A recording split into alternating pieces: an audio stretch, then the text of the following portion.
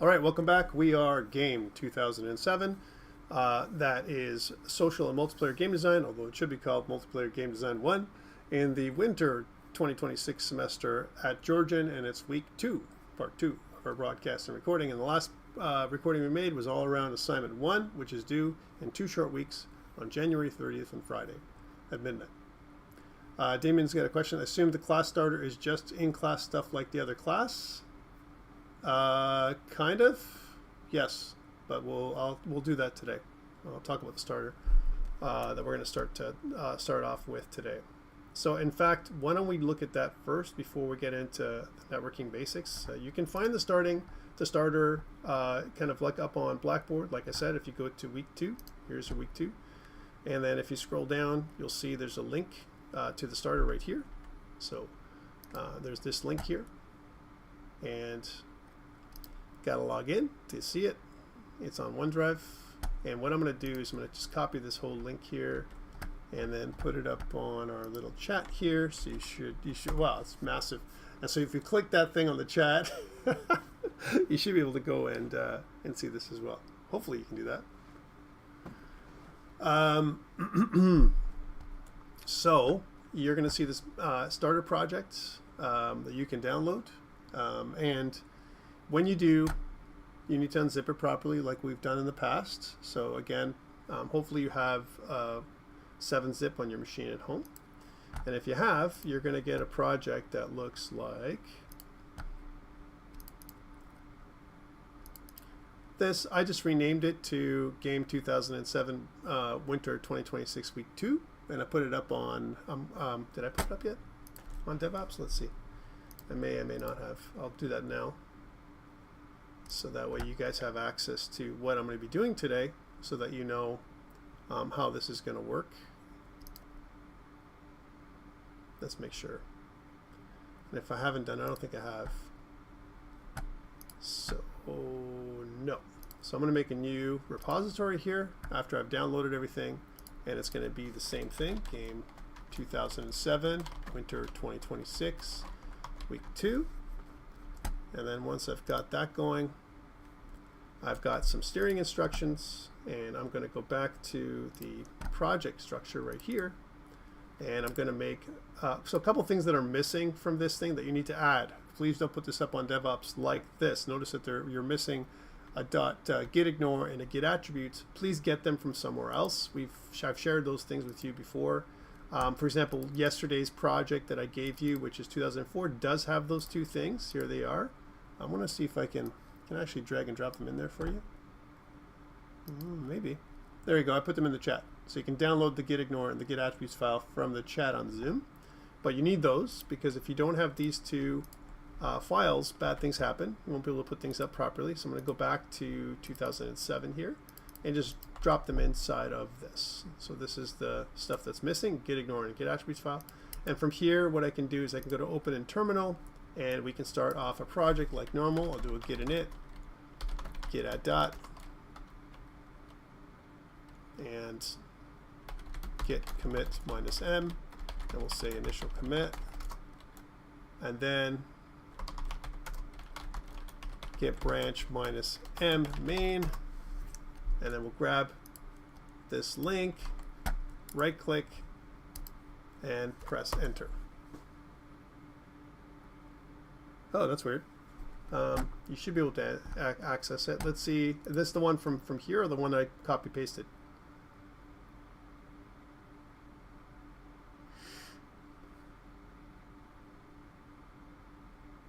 Which one did you were you not able to open?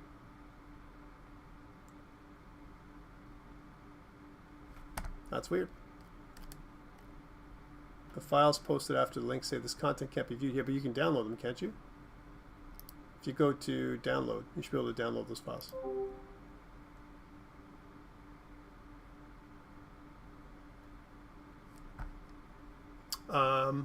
But you should have access to this thing. I didn't take it away. Is anyone else having issues with the link on Blackboard, perhaps? Can you try that one, Logan? Because if that's the problem, then I'd have to check. Maybe my link that I gave you was wrong. Let's actually do that. Let me just see if I can edit the, maybe there's another link that's in here. Maybe the one I used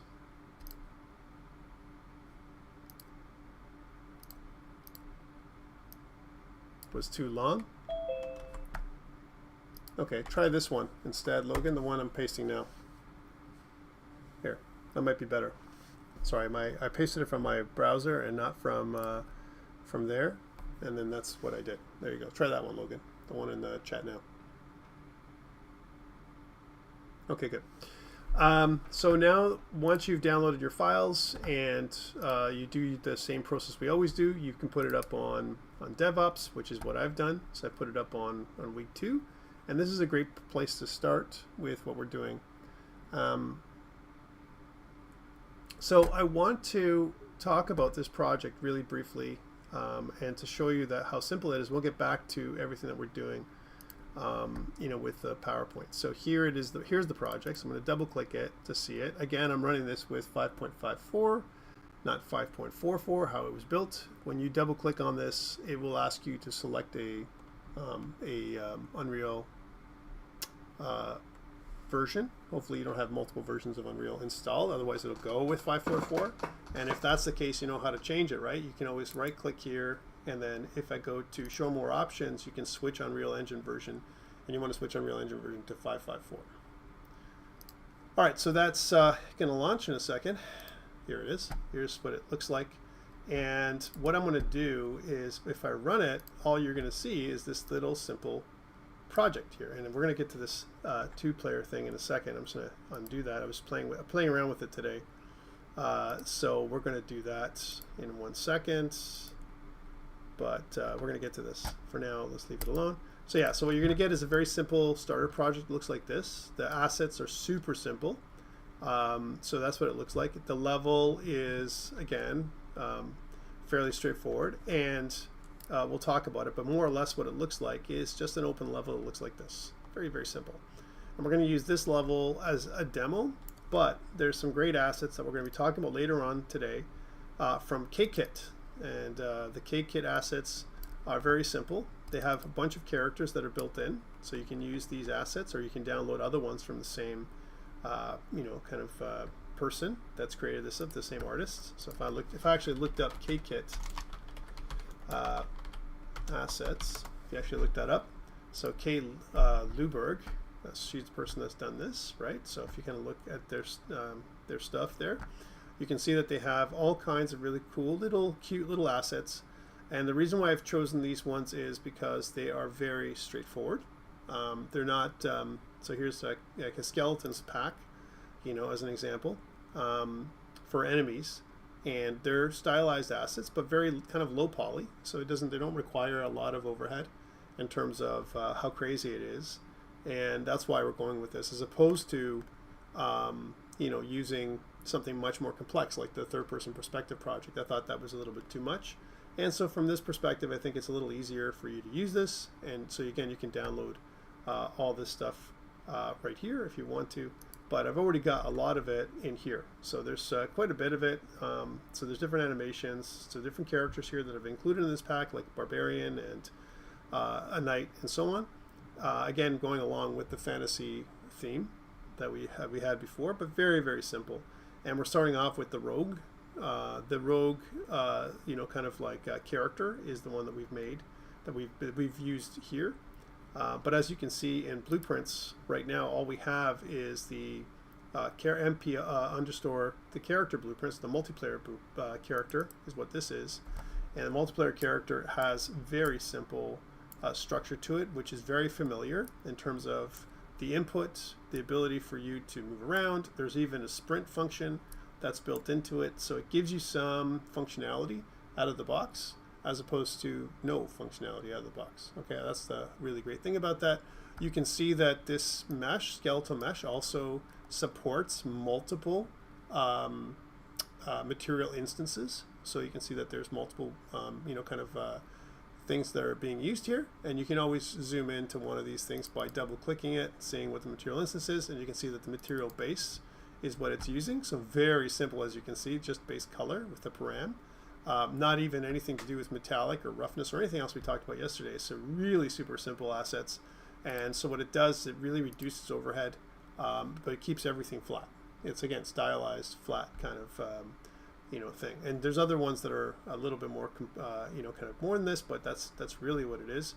And they have also in this structure, if you actually look at other things, they have maps. So several different maps that you can look at. There is a gym map. Let's take a look at that for a second.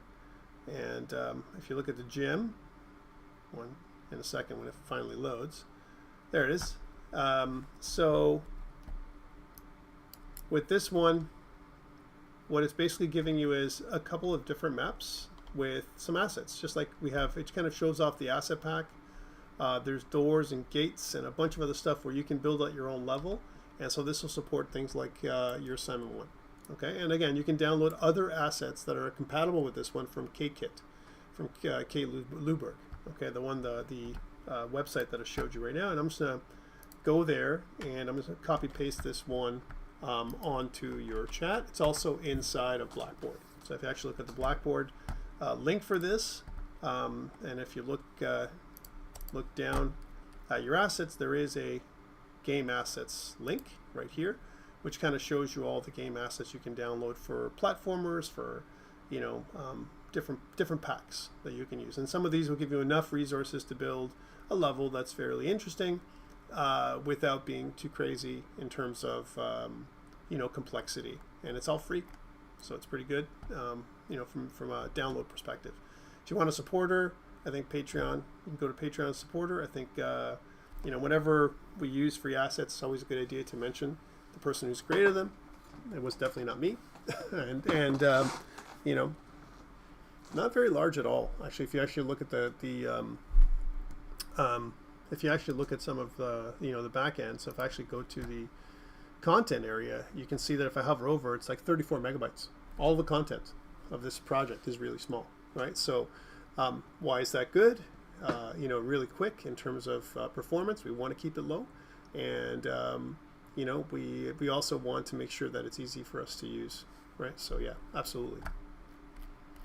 All right, so that is the project, the starter, and we're going to use that. So if you haven't had a chance to open this up, you can. I'm just going to go with one more level. So there's the boss level. So that, there's another one here. All right, so again, a couple of examples about how to use the assets and everything else here. Let's go with, how about camera settings? There we go, that's what I wanted.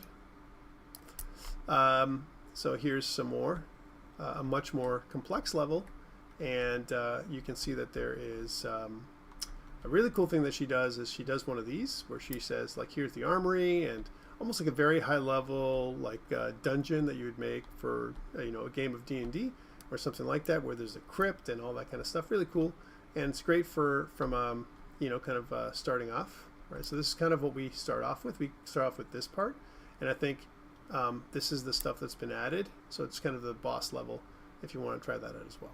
All right, so that's kind of it's just to understand how things put together, but you're not going to use these. Instead, what you're going to do is make your own for assignment 1. Okay, so you can make one that's using the same assets and or the ones from the website if you want to add, mix and match and make it a little more interesting for you. Things to avoid. I'm not saying you shouldn't add landscape or whatever, but I think, again, keep your scope low, guys. You can make it fun for yourself, but at the same time, you can also give yourself a lot of work to do. And again, the focus on the stuff that I'm looking for, which is 10% is beautiful, and the rest is functionality, right? All right, so those are your assets. And any questions around those before we get into networking basics? We're going to use this project for the semester, and that's the starter, and then we're going to build on it just like I made week 2. Week 3, I'm just going to copy week 2 and make week 3 from there, and we're going to keep on going throughout the entire time, and all the example code is going to be up there for you to see. And if your project doesn't work, I always recommend looking at mine, right? So, hey, Tom's project worked. What did he do? Take a look at my blueprints and that kind of stuff, so you can always compare. Okay? Remember, there's no in-class exercises here. It's just examples and labs to help you with your assignments. That's what this all of these things are. All right, let's talk about networking basics and what that is. So one of the things that we need to do is assume, here's my assumption. My assumption is you don't know anything about networking, okay, or very little. And so we want to think about how networking is divided. When we think about networking, it's massive. It can be very complex. A networking engineer, someone who actually does networking and works on multiplayer, it's a very complex job. It can be very technical. And so we're going to break things down to three main areas: the logical architecture of the network, protocols and standards, and the physical infrastructure, things that are how we connect things together. Okay. So we have to start talking about very basic things like, what is this to, right? What is this computer networking thing we're talking about? Really, it's defined as when we take two computers and we link them together in some way, reconnect them. And that means that, with the idea that they're going to be able to share data in some way in a fast and reliable way. That's really what, networking is all about. I can tell you a story, about when I first started doing physical networking cabling back in the day. I always say this kind of stuff, but back in the 90s, I actually did a lot of networking, like actual physical cabling and that kind of stuff. I worked with different kinds of media. So sometimes it was things like cable, the kind of the almost like the cable that you watch TV with. So that's we would do it that way, and that was a bus architecture. And then we moved on eventually to Ethernet, and that's a different kind of architecture altogether. Again, more of a the kind of idea of client server where you make direct runs. A bus architecture is interesting when you have, as an example, the cabling, because when you plug into the cable, you plug into this whole serial network, right? And what happens is every network interface card on the network, you might have a card that goes in your computer, and that kind of output from the card to a cable, a physical, like what looks like a cable for your TV, that kind of cable. It's all serial together, so it's almost like you're sharing bandwidth. Okay, that's what happens. So each cable actually connects on to other cables. You actually plug them together, and then you might have a splitter, and that splitter, seriously, that splitter, splits the bandwidth, and so the more people you've connected onto that one cable, it gets split amongst everybody. And back in the day when we first started, it was 10 base T, so it was 10 megabits. That's what it was, and that was good enough. Sometimes as low as 1 megabit. Because again, we're talking about very little data traveling across the network, so that was fine. But as things went, there's a lot of collisions that happen in that scenario, because, for example, again, we're sharing one pipe. The entire thing, entire building might be sharing one pipe. They're connected to one thing, as an example. Wasn't very efficient because there's a lot of packets colliding. As an example, when packets collide, because I'm broadcasting on the network the entire time with signals, right, as an example, then what ends up happening is as packets collide, you lose data, and then you have to retransmit. That retransmission time is overhead, and it slows down the network, right? So the more people you have in the network, the more retransmissions you have to do. That, right? So the better network topology and architecture we would use Ethernet, where we had direct runs. There was almost like a long run. Each person had their own link, their own cable, as an example. And that cable went into a router, and the router would do all the splitting. But the router is more efficient, and what it did, the router or switch, as an example, we'll talk about routers and switches a bit, they would logically broadcast across the network without as many collisions. And so what that did was it increased the bandwidth like tenfold, especially since you had your own cable. So from your computer to the router, right, was very efficient compared to you have this one pipe that you're connecting to, and everyone's connected to the same bandwidth. Think about, again, when I think about bandwidth, I'm always thinking about a lane, on the 400, kind of thing, right? You have, let's say, 4 lanes on the 400 as an example, and the lanes are full, right? Imagine if you could double those lanes or triple those lanes or quadruple those lanes, then you'd be able to flow faster on the 400 when you're driving, because, you don't have as much traffic. You don't have anyone in front of you. You're going to zoom, right? But if you have people that are in front of you, you have to wait, right? And, you don't want to have any collisions, that's for sure. So it's kind of the same thing with computer networking. So again, like we said, network, you can use cables, right? Nowadays, we use a lot of wireless connections. Radio waves is what that is. And by the way, how many people have multiple routers at home? Or whatever. You might have a repeater, because your house might have, different floors. And anyone have that? Yes. Yeah. And are they optimized? These routers and repeaters? Andrew's like, no. So the problem with routers and repeaters, right, like this, is that, especially when you have Wi-Fi, it's all Wi-Fi, right? They use certain channels, and those channels are frequencies. So if I have a frequency that's on channel 6, let's say, which is very common channel, and everyone's on channel 6, for example, your neighbor next door to you, close to your house, if you can find their Wi-Fi network on your, when you're searching on your phone or whatever, you're like, hey, look, I see my neighbor's Wi-Fi on my phone. If you can see it and your computer is connected to Wi-Fi as well, your computer can see it. And if it's on the same, channel 6, as an example that, everything else is, again, what you have is interference. And that interference brings down your, your speed, your networking speed, and it creates collisions and does all kinds of weird stuff. It lowers your bandwidth, because what happens is, it's kind of like an interference signal, right? And so that can happen as well. That's why always, when it comes to networking and gaming, a wired connection is the way to go. Wireless connections, not great for gaming, okay? There's latency involved, way more latency on a wireless connection than on a wired connection right now.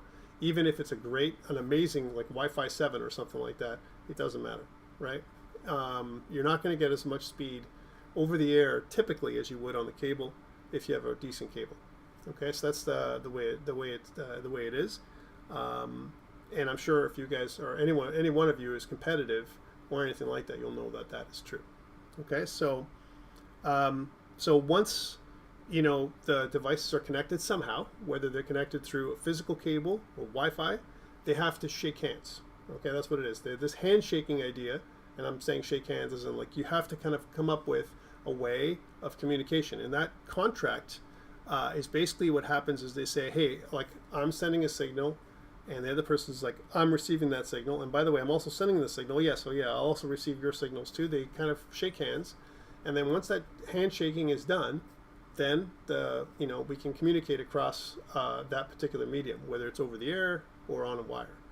Remember that over-the-air communications, no matter how secure, are not as secure as over wire. Wire line communications, much more secure because you can't really tap into them over the air. You got to plug into the network somehow, right? And that takes a little bit more effort. Also, has anyone heard about air-gapped? An air-gapped kind of like network. Anyone know what that is? From a security perspective.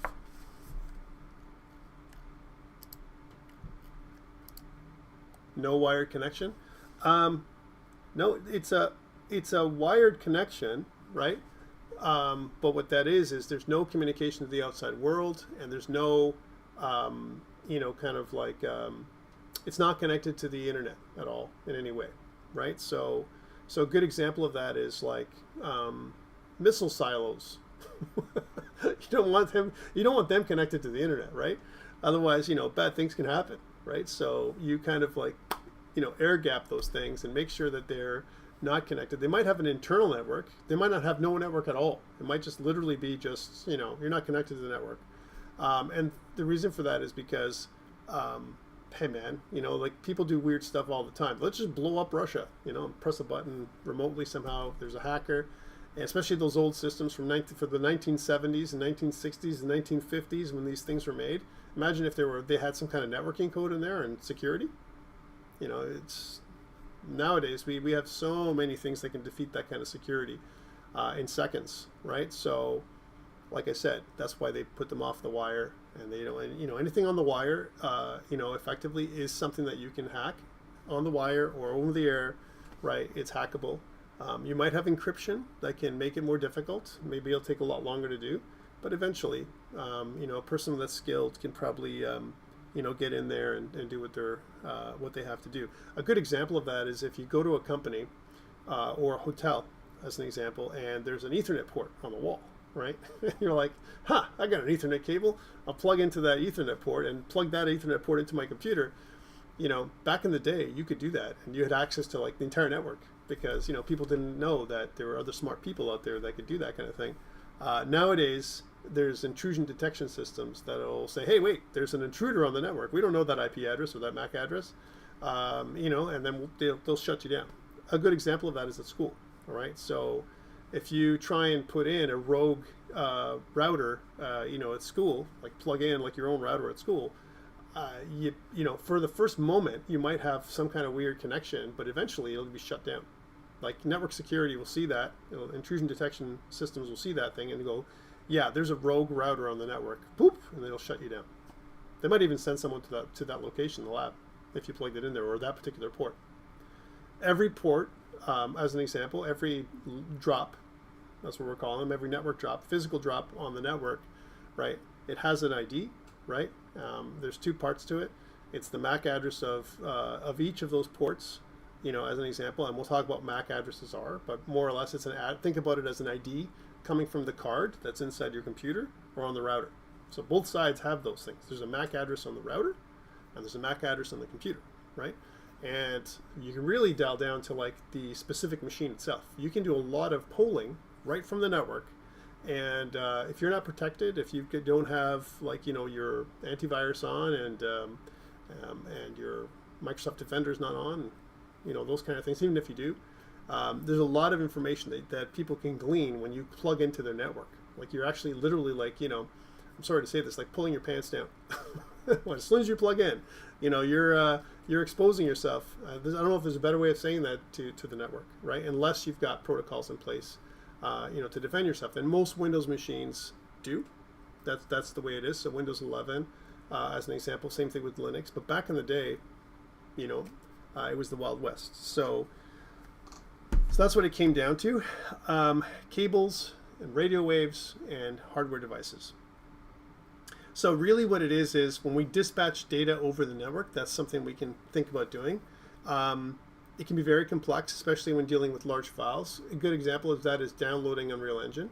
If you downloaded Unreal Engine at school, right, that would be very large. You would be downloading gigabytes of data across a wireless network, and it could take up a lot of bandwidth, even on the Wi-Fi. Remember, your access points at school aren't rated for everybody in that location to download gigabytes of data at a time. Like if all of us try to download, I don't know, Elden Ring over the wireless, it'd be crazy, right? Like it would really slow things down. Especially if you're in a place where it's highly like a densely packed location, like a cafeteria, or some place where there's thousands of students, an auditorium, as an example, and you're all trying to connect to that, and your phone is connected to it, and you might have other devices all connected to the Wi-Fi. It can really slow everything down. And a good example of that is if you try to connect to the Wi-Fi in a mall, right, or Costco, or Walmart, or someplace like that. It's super slow, and it's not because they want to make it slow or they rate limit you. They do, but it's also because there's a lot of people in that location, and it's really a convenience. They're not, the company's not looking for you to have amazing internet. They just want you to have internet connectivity. A good example of that is McDonald's or Tim Hortons or Starbucks. As an example, you might be okay, but download a big file and you'll see how you get shut down pretty quick. So that is something that happens. So your data can get fragmented, and the fragmented data happens because of these collisions that we talked about before. Because I'm sending messages. I'm saying, hey, I want to get this, and then you're getting these packets of data that are coming down from the internet, or you're sharing with somebody else on the network. Okay, so the idea is once that happens, you get fragmented data. You've got data corruption sometimes. Sometimes it'll be retransmitted over and over again a certain amount of times, and eventually you might lose information. So let's talk about computer networks. So again, we talked about a computer network. There's three parts to it. There's like that physical part, which is like, is it wired or is it is it wireless? Is it on a switch? What kind of topology does it have, and that kind of stuff. And we might do things like send emails.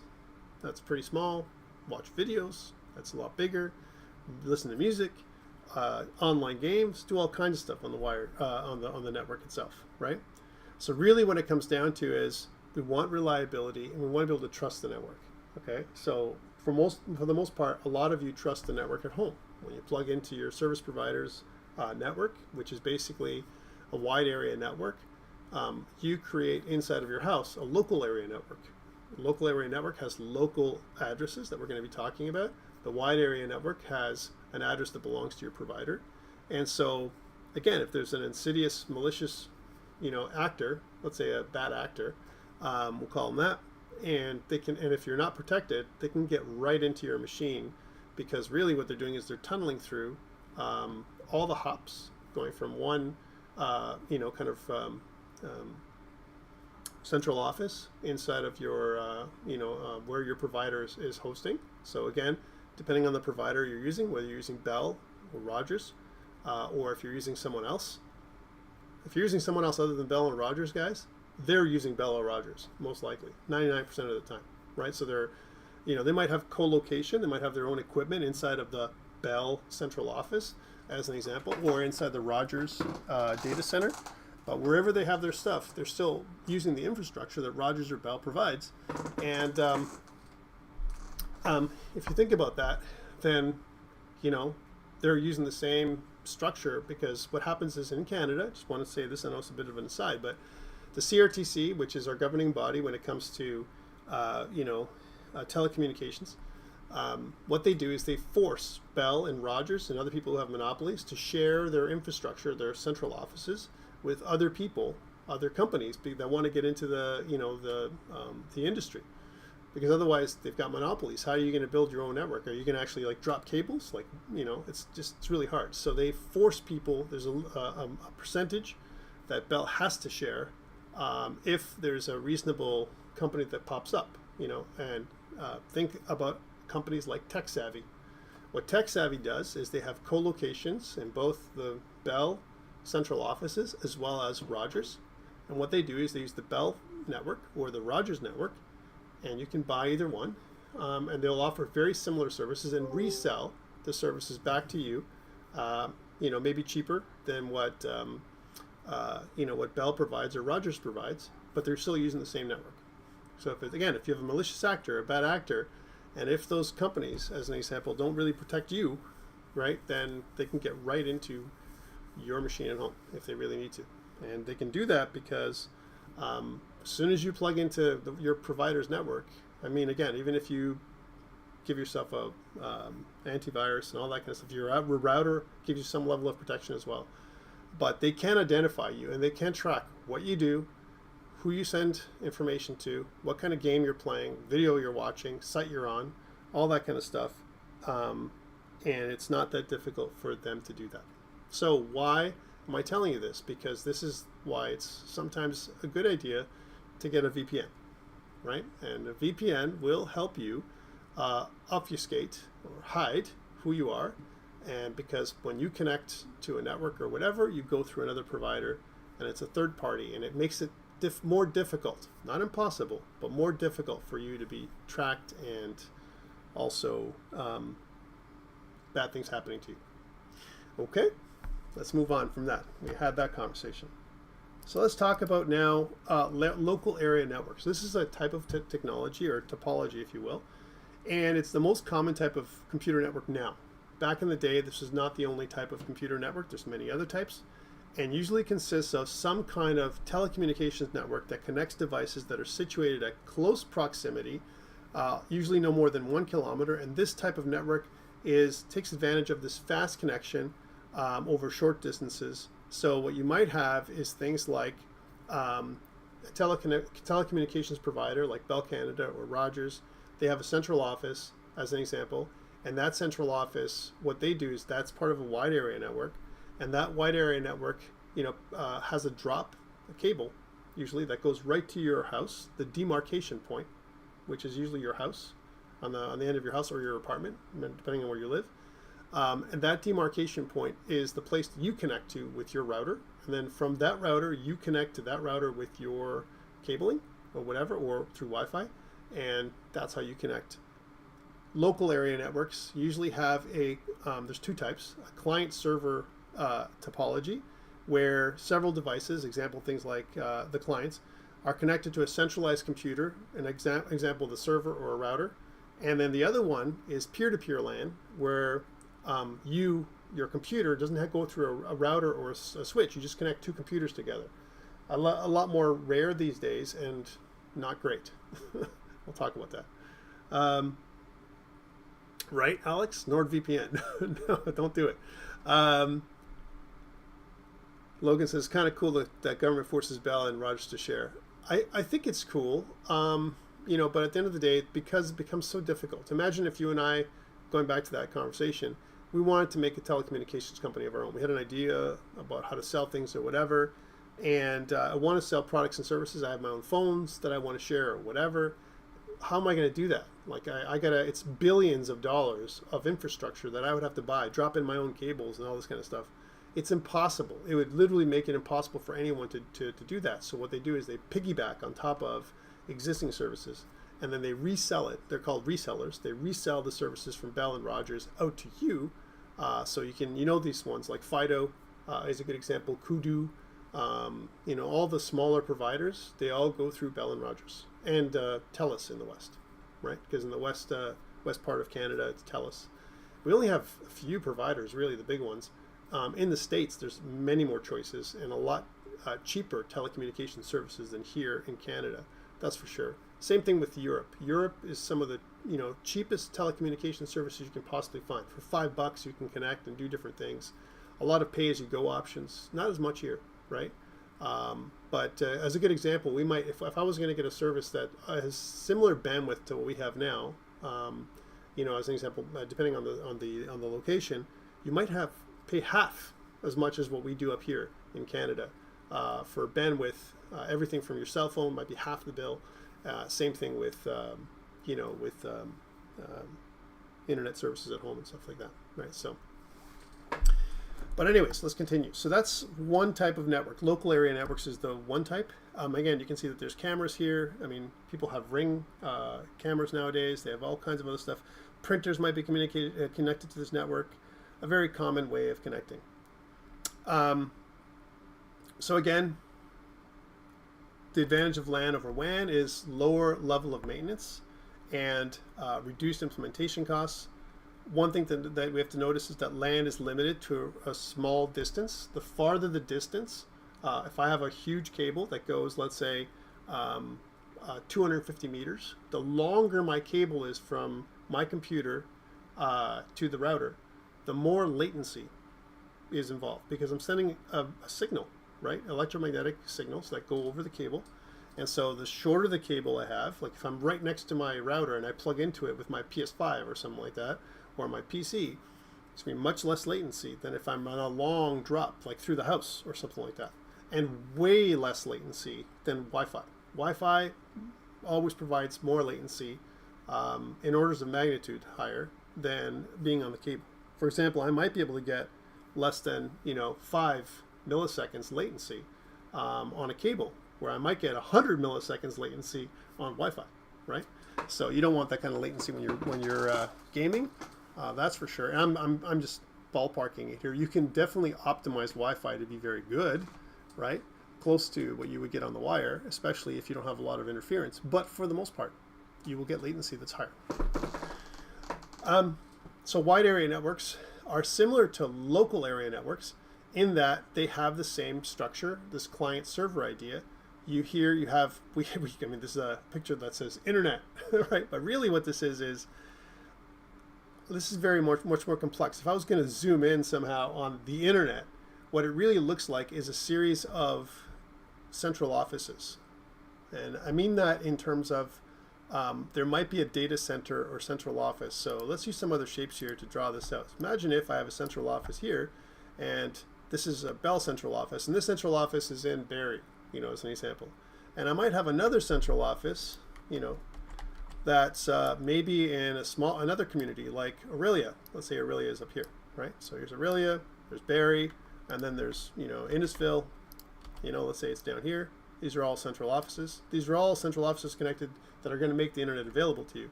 And we might have some other ones, like let's say, below that there might be Bradford, and below that you might have Newmarket, and then from there you might have something way over here on this side, which is probably around where I am, as an example, some small community.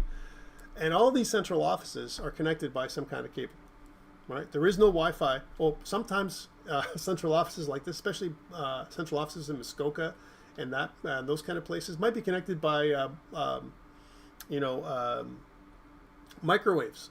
Oh yeah, they might have a microwave, connection where, or satellite, where they're connected like through line of sight and those kind of things, because there just isn't a way to connect these two things with a cable. A good example of that is, I don't know, if you want to, wire up something on an island. You have an island in the middle of a lake, and you want to provide internet for that island. I mean, there's two ways to do that. You could like drop a cable underneath the the water, and in a conduit, some kind of like pipe that you're going to put in the water and all that kind of stuff, and then that's going to go all the way across to the island, and you connect to the cable, or it's going to be wireless, right? And so that wireless connection is not going to be anywhere as near as awesome as the wired connection, right? Where you might have fiber and that kind of stuff. But that's how this works. So you have all these central offices, and imagine there's a connection between all these things. And I want you to think connections between central offices as hops. I want to hop from one central office to the other, to the other, to the other. And so when I do a search, eventually I'm going to get to the endpoint. There might be, instead of, let's use another color here, let's say there's a company over here, and this company, will just change the color. There we go. So that company is where the information you want is, right? And that's connected to a local area network inside. So this is the idea that it would be connected to. I know this is not exciting stuff, but you need to know this stuff, guys. So again, imagine if all these connections, and I'm making these connections from one, hop to the other, and what's going to happen is, as I connect, and let's suppose this is my local area network. In the company itself, I host a website over here, and that local area network that's from this company, the only way to get to that is through all these hops. I have to go through Barrie into Aurelia. There's a company that's in Aurelia that maybe I'm communicating with, something local there, or a data center of some kind that they've set up. I go in there, and then inside that data center there might be a local area network. The local area network might have a server or other kinds of kind of things that they have in there, and then it comes right from there all the way to where you have to be. That's kind of the way it is. And these central offices have, I would say, thousands of connections going into them, huge pipes of connections, usually a combination of copper cabling that are going in there, the old wireline stuff that you would use for telephones back in the day when telephones were a thing in the house, and a lot of fiber connections, lots and lots of fiber optic cable that are going into those central offices with huge switches, massive switches, and routers and stuff like that are in there. And what happens is you do all this switching from one router to the other, and you can route your signal, your connection from everything else. One thing to note is there's a difference between connectivity, physical connectivity. So example, I'm just going to use a person that I'm seeing here. Let's suppose I want to test my connectivity between me and Griffin, as an example. So Griffin's in his house, I'm at my house, and we do a connectivity test, right, kind of thing. Chances are we won't be able to do it because my connectivity will have to tunnel all the way through all those hops and everything else right to his house without being blocked somehow, because I'm basically polling the network to say, hey, Griffin, are you there? It's really difficult. They block those things from happening, because imagine if some invader, I like to say invader, bad actor is trying to kind of rifle through your network.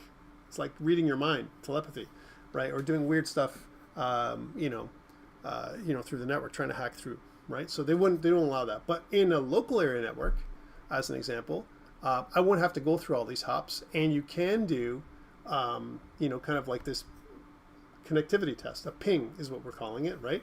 And what we do is we ping each of the nodes inside of the local area network, and then we can get a response. And that ping is usually what we do is we do it through our computer. Here's a test that you can try for yourself. So let's suppose I have a, let's pull up a terminal, try this out. Sorry, I'm saying terminal. Here's my command prompt, right? And I want to ping my router. So one thing to note is I know my router is on a local area network, right? That is starts with 192.168. By the way, most of us do have a router that's 192.168. something. Sometimes it's 10. something as well, depending on the network you're on. But let's suppose, and if I want to do a ping, I can just do that command. I can say ping 192.168.2.168 if I can type 168.2.1, and if I did that, it's going to send a signal and it's going to get a response from that particular node. Now in this case, 192.168.2.1 is the IP address, that's what it is, of my router, right? That's what my router's IP address is. This is the gateway, if you will, from my router all the way out to the internet. Okay, that's how it works. So that's how I can ping it. How does one find that address, 192.168? Or is that what you're asking, or how do I find your address? I can find a lot of stuff, but it's a matter of how do I know this address? Well, you can also, if you want to know what your address is, you can also do an IP config. If you just type in IP config on your command prompt, then what you get is a series of Ethernet ports. I have multiple networking cards on my machine, but you can see that the default gateway is listed on the first thing. Here's my Ethernet 2, 192.168.2.1, and you can see my local IP4 address is 192.168.2.19. So 192.168.2, I want you to think about that as your network mask, right? Or your network. Different parts of your network there's different octets. That's what these are called. There's an octet, that's another octet, and there's 4 of them. The network subnet mask is usually 255.255.255.0, where the last element in the last octet in this, these 4 numbers separated by dots, when it's 0, it means that that's the one that's changing. You're not changing the first 3, 192.168.2. Those things stay the same. That's kind of like the local area network's address prefix, if you will. And then the last part, that from 1 to 255, is the one that you're able to change, right? So you can have on this particular network subnet mask, 255.255.255.0, I can have 255 devices. Well, 254. Okay, that's how it works in the house. I'm saying connected to that one thing. So typically people don't have 254 devices connected to a network, and so they're pretty good. Some people, though, if they exceed that, you might have some problems. You might not be able to get a connection in your house, in your Wi-Fi, right? Especially if you use a combination of Wi-Fi and wired connections. Okay.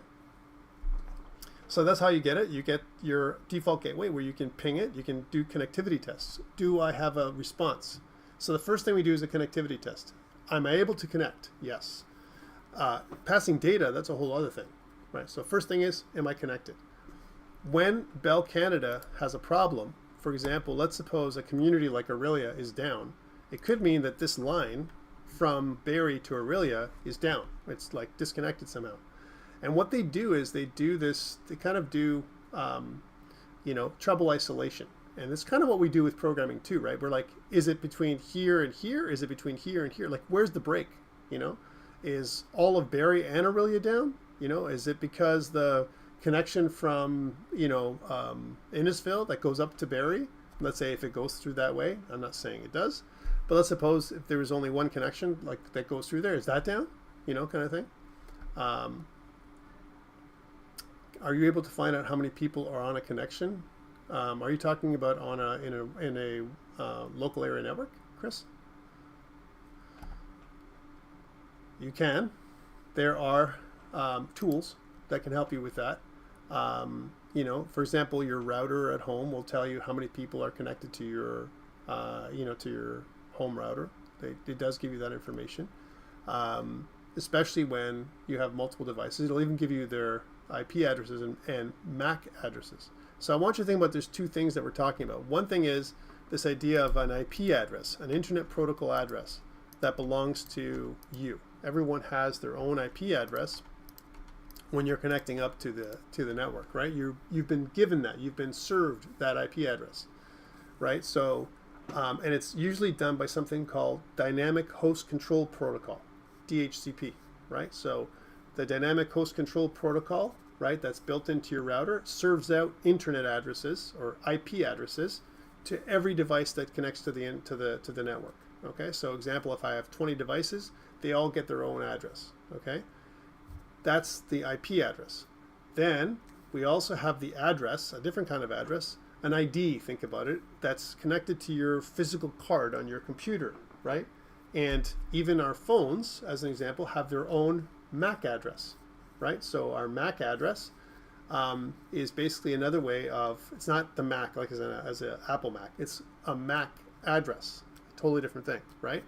And what it is that address that belongs to your network interface card, or NIC, network interface card, all right, can identify your device, you know, as compared to every other device on the network. So example, I might have like 40 devices, 50 devices in my house. And a lot of smart devices are already on your network. Like for example, your TV, Alexa, you know, Google Home, whatever, Apple TV, PS5, Xbox, your PC, all your phones. Everyone has maybe one or two phones sometimes, you know, and other smart devices. All those things have two things: a MAC address and an IP address. All right. So the MAC address is your physical device, the physical card on your phone or whatever that's representative of how to connect. It gives you all the electronics to connect to the Wi-Fi or on the wire line, or both. And then you also have an IP address that is a logical address that's given to you by the network. Okay. So that is, wide area networks are kind of like local area networks, except they use a client-server architecture. Very few use peer-to-peer, you know, wide area networks. Not like that anymore. Sometimes they're publicly owned, but mostly they're privately owned. Like for example, Bell Canada and Rogers, private networks, right? That exist. So it says there's a loss of speed over long distances. Maybe. Nowadays, we're moving into more and more fiber optic networks. And fiber optic networks have very little latency and drop in speed. And a good example is they do throttle your connection between the service provider and you a lot of times, because they don't want you to use up all the bandwidth. There's still a bandwidth consideration, no matter how you connect. And by the way, who knows what the difference is between the Rogers topology and the Bell topology? Anyone know what the difference is? There is a difference between the two types of providers. I'm saying Rogers, but it could be any one of those cable companies. Rogers and Shaw, you know, whatever. They're all the same. Anybody?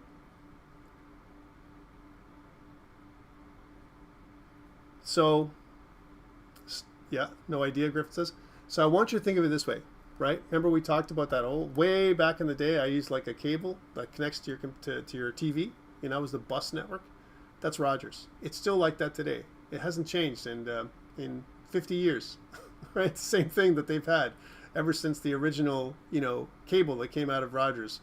That looks like, you know, kind of like has a little pin in the middle, and you can kind of screw it in, that screw-like kind of cable. That cable is on a bus. And so what I mean by a bus is it's a shared bandwidth. So if you're using Rogers and your neighbor's using Rogers and their neighbor's using Rogers, you're all sharing the bandwidth, shared bandwidth, okay, between you and everyone else, okay? Now, it doesn't mean that that's necessarily a bad thing. You can still get great speeds from that, because the pipe that's coming through Rogers right now is quite big, and they've really had a lot of innovations, even with cable line, you know, kind of service providers. Bell doesn't do that. Bell gives you your own, you know, kind of cable that goes to each house, has their own drop. Each house has their own bandwidth. And the only time you get throttled or there's like you share bandwidth is at the central office. So again, if you go back to the central office, you go into a central switch, and that central switch, you know, meets out or partitions your bandwidth between you, whatever you've paid for as a subscriber, and everyone else. That's how it works. Okay, so can they open that up and make it even, increase the bandwidth to you? They can, but there's two possible issues here. One of them is, can you take it? Is your hardware at home, your router, capable of those kind of speeds? And the answer for the most part is no, it's not. Your router at home is a residential router. Most of you have that. And it prevents you from having amazing, crazy speeds that the service provider could possibly give you, like 100 times more than what you're getting now. All right? And it's not because, and I'm assuming that, let's suppose you have, fiber to your home, right? But even if you have fiber to the home, right, the internal house wiring may not be fiber to your computer, right? Which means there's going to be a slowdown between the fiber, which is a very big pipe, and then this much smaller bandwidth that your wire gives you, or definitely smaller, way smaller, your Wi-Fi is way smaller than your wire when it comes to bandwidth. So it kind of narrows down. So even if they were to try and give you as much bandwidth as possible, the only way that you can get like maximum bandwidth is if you had like actual fiber cable right to your machine in your computer, and 99.9% of people out there do not. It's too expensive, and it requires a level of networking and knowledge and all that kind of stuff that's not possible for most people. Okay, so I'm not saying it's never going to be that way, but for now, I mean, almost no one has a fiber optic cable that plugs into their PC or their PS5, as an example. It doesn't exist, right? So as a result, you have a limitation on how much you can download. All right, so that is, and by the way, download and upload. Upload and download, there's two speeds. Your upload speed and your download speed. Upload means how much you're going to give to the network, and download means how much you're going to drag from the network. And when you push things up to the network, you upload, and that can happen through a conference call like this, through Zoom or whatever. If your upload speed is asymmetrical, which means that, like, let's say, for example, I have really great download speeds. I can really, pull down, 2 gigabits, per second or something crazy. But my upload speed is 50 megabits, right? I mean, you can only transmit so much, which means your house can't be used as a website. It's not possible, especially when there's a lot of demand, right? In some cases, like for me, I have symmetrical upload and download, where I do 3 gigabits up and down, right? My service provider allows that to my router. But internally in my house, I don't have, even if I had gigabit Ethernet, not every connection in my house has that, which means I can't take advantage of all that speed, depending on where I am. All right, wide area networks compared to local area networks. We talked about that. There's also something called a MAN, a metropolitan area network, smaller than a WAN, usually managed by cities or regions, governments, and that kind of stuff. And they connect things like campuses. Like, for example, we might have a MAN, a metropolitan area network, or equivalent to a WAN, between our campuses, right? Especially with universities and colleges like that, they have a lot more bandwidth than the average, institution, because they need to connect all their users, students, right, and professors, and that kind of stuff. So they might have much different topology than most people. So what about virtual private networks like Alex, NordVPN and ExpressVPN and those kind of things that you might see advertisements for all the time? Well, they have some kind of device and it connects to the LAN. Surfshark, I know, right? And then what happens is they go through some kind of piece of software, right? And that software obfuscates your signal. It changes what you're connecting to. So on the internet, some VPN service that's out there, a virtual private network, creates a laneway, almost like I like to think about it as a cage, all right? Or some kind of a network that, is encrypted, almost like an encrypted connection. That's what a VPN is, right? private network that you're going to make between you and another user. A lot of times VPNs are used by companies like Bell Canada. If I work for Bell Canada and I want to connect to the Bell network, I want to do some work or whatever in my office, as an example, then I might have a VPN. Most likely will, right? Or if I work for RBC and I want to do banking, I want to manage banking clients. I want to get into their accounts, and I want it to be super secure. I'm going to have a VPN, right? Other companies like game companies, they have a VPN. You want to work from home and you want to connect to Ubisoft, you connect to their VPN, right? Why? Secure. You don't want to go through a public, provider where potentially, your information can be sniffed and hacked and all that kind of stuff. You don't want to trust those kind of things, and it's much more secure. So most people have VPN. Same thing with Georgian. If I'm a Georgian employee and I want to connect to the Georgian network, VPN. So a torrent kind of works the same way, where what ends up happening is it fragments your, a large file. Let's say, for example, you have a file that is like, I don't know, I might have 100 gigabytes, a file, that I want to, to download. Well, what happens is, if you leave your computer on, and this is what they want you to do, right? And you have that file, as an example, that's on your drive, and if it's findable, searchable, right, addressable, then what happens is you are almost like crowd sharing that particular file. So there might be different blocks that belong to that file, memory blocks. Let's say they partition that file off into a lot of different parts. And a good example of that would be you share one part of that block with the network, and so does another 1,000 or 10,000 people. So what that does is that is decentralized sharing of a particular file. Let's say 100 gigabytes. Let's say you're trying to pirate Elden Ring, as an example, or some large movie, right? As an example. And if you're on the torrent network of some kind, what you do is, of course, you're sharing your file, and everyone else is sharing their file, and then it's pretty bad. Exactly. But you can also you don't have to. Again, once you become a seeder, you find those bits and parts that are out there, and then what happens is when you're trying to search for a torrent in one of those torrent sites, all you're doing is you're finding enough seeders to give you the information to put that file together, and that file is again partitioned into a lot of different parts, and then eventually you'll get that file. If there's enough seeders out there, people who are interested in a particular file, then you'll get it very quickly.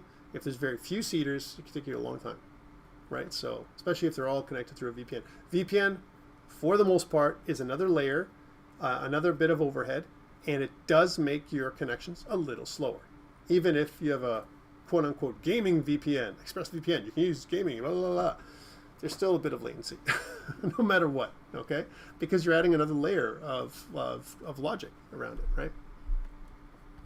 All right, so that is your a few things about networks. I want to talk about, before we take a break, I want to talk about network protocols a little bit. We've been talking about IP, internet protocol for a bit, but here are some common protocols that you might have seen. This is a nice little infographic that I found way back when I first did this the first time around. And one of them is HTTP, hypertext, kind of protocol is what that is. And HTTP is one of the most common protocols, one of the first protocols that were on the, the web. It uses a TCP connection, right? And it makes things like HTTP requests, and they get responses. And it works on a request response system. I ask for a page, the server responds with the HTML.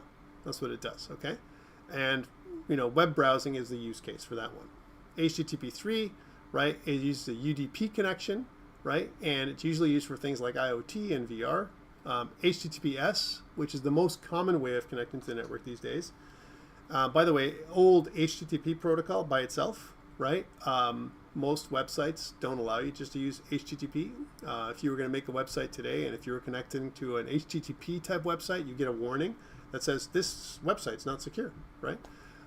Nowadays, when we design websites, we make them secure, so it's HTTPS, and they have a certificate that basically tells you that the person that's using this website or created this website is a good person. They're not going to try and steal anything or rob you of anything or whatever. It's secure. Your information that you send over it is going to be encrypted and decrypted and all that kind of stuff. There's many ways to get a certificate. You want to get an SSL or equivalent certificate. Now it's called different things, but the way you can get a certificate is two ways. One, you can purchase one for your website, as an example, and you can do that through providers like Microsoft Azure, Google Cloud Platform, Amazon Web Services, and so on. You can get your own certificate, and a lot of times they also provide some free certificates. Those are purchased. The ones I talked about are purchased. They usually cost $100 US approximately a year for those certificates per site, per domain. Okay, but they can be as cheap as free. And there is a service, Let's Encrypt, allows you to get a free certificate along with your site. So example, if you use a service provider, and I'll give you a free service provider if you're interested, called Render. Render.com is a good example of a good service provider that allows you to use, so you can host your websites on Render as an example, and it allows you to use Let's Encrypt, right? Which is a free certificate, okay? If you host on their site. And of course, we're also talking about domain providers. That's a whole thing, or a domain registrar. One of the most common ones, of course, is GoDaddy, right? That's a different thing altogether. Where freemium, no, it's actually free for things. So let's say GoDaddy, if you want to have a domain, you want to search for a domain like, I don't know, myfunkygame.com. Maybe you want to search for myfunkygame.com. You can buy from a service provider like GoDaddy. And you can see that myfunkygame.ca is like 1 cent and it turns into $21 a year, as an example. And there's also myfunkygame.net, .info, .xyz, and .store, right? You can buy them for, $23.87, right? Make it yours for the first year. And then after that, it's $245 a year for all that stuff. So yeah, there's all kinds of stuff. You can also see myfunkygame.com, which, by the way, if I was going to get any kind of domain these days, I'd buy a .com. It's still the most popular one to go with, but that's probably what I would start with if that was my company. So here's a good strategy if you're buying a domain, and this is kind of an aside, as we digress a little bit, but since you're asking, if you're going to form a company, an indie studio today, search for the domain first. Because if you can search for the domain first, that's a pretty good name, right? A lot of the 4-letter domains, I would say 99% of the 4-letter domains are gone. 3-letter domains, for sure, they're gone. 2-letter domains, not available. Have not been available for a long time. And many popular words and those kind of things, gone. And they're very expensive. For example, things like, I don't know, star player. Let's look at some cool words like star player. If I did that, starplayer.thing. Starplayer.ca is available, again. Starplayer.biz, art, store, and cloud, you can get a discount for $8.96. But, if I start looking at the .com, it's taken, and sometimes you'll see some sites that are very expensive, like thousands and thousands of dollars to buy, right? So, example, starplayer.co is a premium site, and they want to sell it for $2,000. Yay, right? Where are these domains sourced? From servers? Registrars. The registrars are the ones that you go to. So, for example, GoDaddy.com, they own or they control. They're reselling these domains, but usually it comes from a central source on the internet. As an example, remember the original internet came from DARPA, right? So that's where it came from. The kind of a defense network, but Register.com is another one. There's one of them. It's Namecheap. Tons of them that they're all registrars, and you can buy. They're kind of like a middleman for you to get the domain. And once you buy a domain with them, there's a process where they purchase the domain from a centralized, the central location, central registrar, and from then now you own that domain as long as you pay for it. You subscribe, and every year, and then that domain is yours, and you can use it. All right, so let's go back to reality now and back to what we're talking about, which is protocols. HTTPS, WebSockets, definitely a way to do things like chat, live chat, real-time data transmission. TCP, we use that for web browsing and email protocols. That's another protocol. UDP, video conferencing and gaming. We use UDP.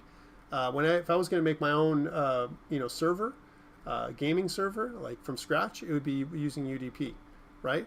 SMTP for email, sending and receiving emails, and then FTP for uploading and downloading files. Those are all very common protocols that we've seen, and they keep on, creating more and more protocols that are necessary. But really, what they are is, I'm communicating between two computers, and I got to create rules on how to communicate between these two computers. So I create a protocol, a set of rules that I will follow, and that's what a protocol is, right? So packet switching, we got to talk about that. I want to send data in the form of small portions or packets. I can't send a huge 100 gigabyte file through the network at once. It's just not possible. So I break it up, right? And I break this up in small pieces that are capable of passing across the network. When I divide this into small segments, right, as an example, I transmit that packet, and I basically say, here, I'm transmitting a packet, and I'm from sender to receiver. When the receiver receives the package, he sends another signal back to the sender, which is an acknowledgement. Typically, that's how we used to do it. Okay, now that's a special type of signal that we send off. If I was to now think about this scenario, the bandwidth that's involved, or the overhead, if you will. I send a packet to you, and then you have to respond saying, yeah, I got it. And every single time I send you a packet, you say, yeah, I got it, right? Every single time you speak, quote unquote, on the network, you take up bandwidth, right? And so there's a different way of sending things off that's stateless, if you will, where we don't necessarily get a response from the receiver at all, and we just retransmit if, at the end, if the receiver didn't receive the whole package. So a whole package not received, I retransmit. And there might be some, so less overhead, but less reliable. Right? So if you want super reliability, we send acknowledgements. Hey, I got this one. I got the next one. Send me the next one. And by the way, packets aren't necessarily sent in linear order. I don't have to go from 1 to 2 to 3 to 4. I might jump all over the place, depending on how the size of the packages are made. As an example, I might send packets of the data that you're sending across in a different order, and then it's reassembled at the other end, because it might be more efficient in an order that the computer knows more than us sending it in a linear fashion. It might take too long. All right, so that's packet switching. So again, I break it up, and it's reassembled to the destination, and then it's processed by intermediate nodes, because again, we're going through several hops, right? I'm going through, imagine I'm sending some data across the network, and I'm sending it from one location to another location across different central offices, through your local area network to your computer, right? As an example. And it's traveling quite a long journey to get to you a lot of times, especially if it's coming from the United States, or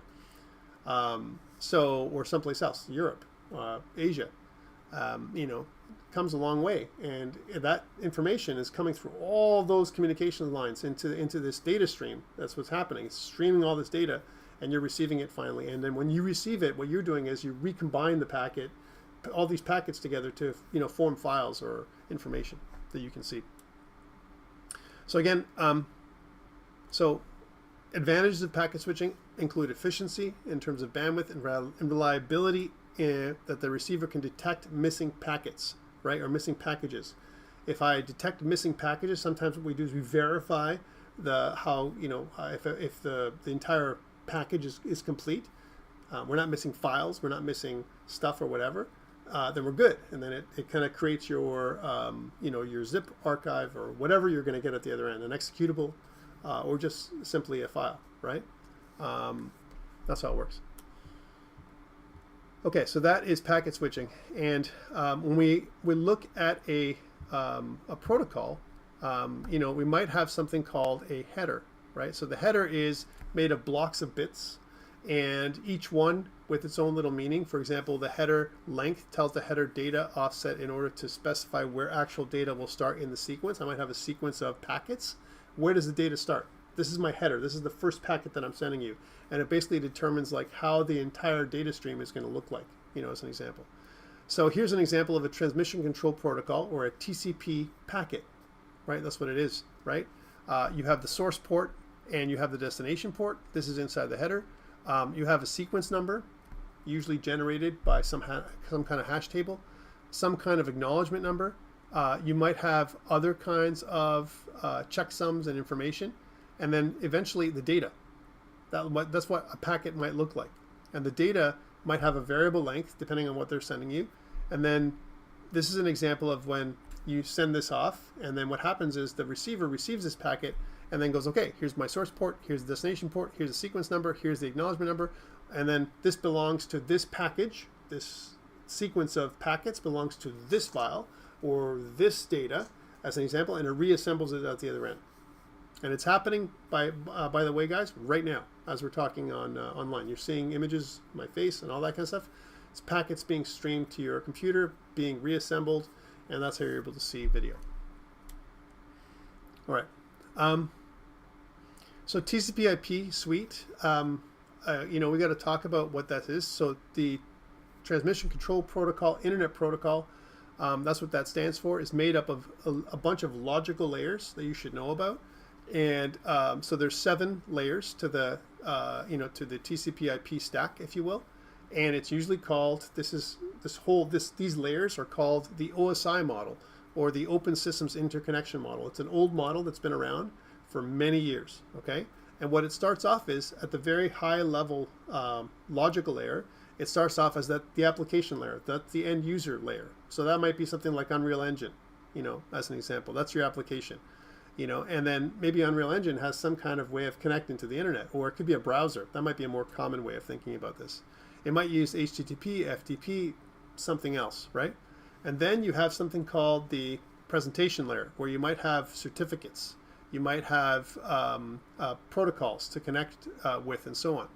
You have the session layer, which is one layer below the presentation layer, which has things like ports to connect to, APIs, sockets, and all that kind of stuff that you're talking about.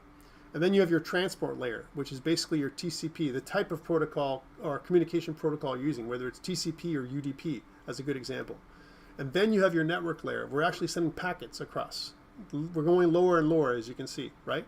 Where I have internet protocol, right, that I'm sending an IP address, all that kind of stuff. Then I go one layer lower, which is the data link layer, which I'm sending frames, I go through a switch or a bridge or whatever. And then finally I'm at the physical layer, where I have the physical structure.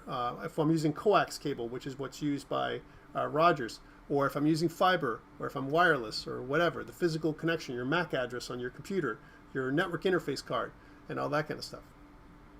So that's the OSI model. Okay.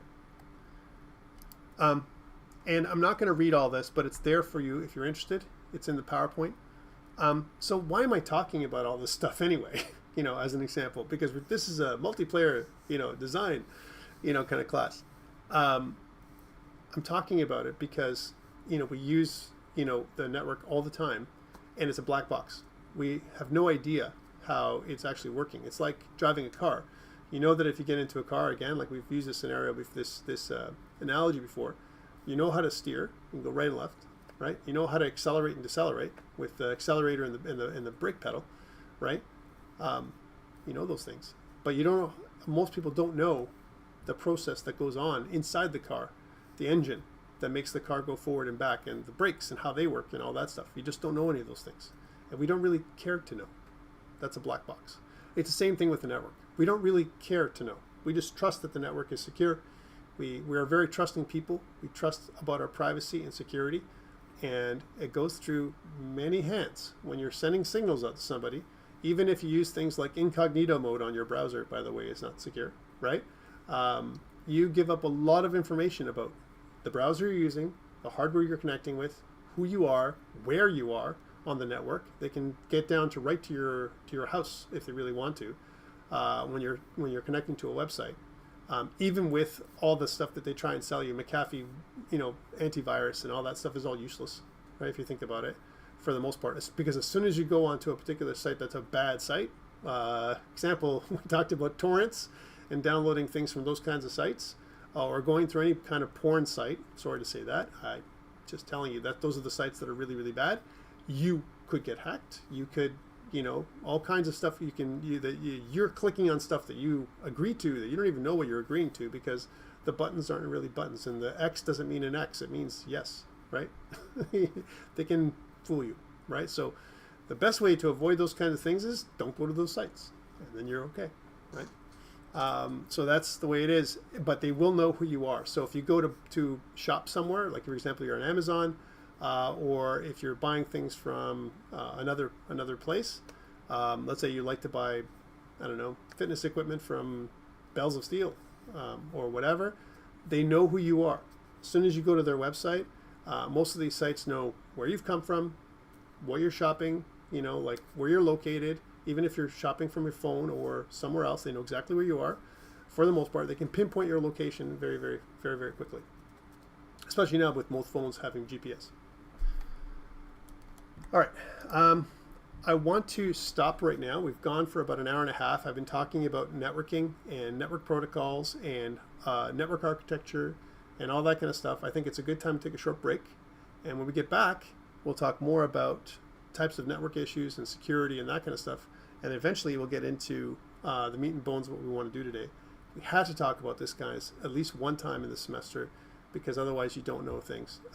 Networking is a huge world. Cybersecurity is a very, very live and very active part of computer studies, okay? And it is a huge opportunity for people if they're interested in doing things like networking. Distributed networking is an amazingly wide field of study that, it's amazing. We can't, as technologists, which all of us are in some way, cannot possibly know all the things about the tools that we're using. But it's a good idea to have some kind of concept about what you're doing when you're networking. And that's why we've talked about it today. I don't expect you guys to, I'm not going to test you on this. I'm not going to sit there and say, tell me what like a LAN is, or tell me what an IP address is. And, that's not really that important for us. You should know the basics, though, which is what we've covered. Questions before you take a short break. We're sitting at 4:37. We'll take 10 minutes. We'll come back at 4:47 in that way. I'm going to get a coffee, probably. Anybody? All right, let's take a short break, guys. Thank you for letting me rant on about those things. It's a lot, but at least it gives you kind of an overview on how things work. And we'll be right back. I'll stop recording.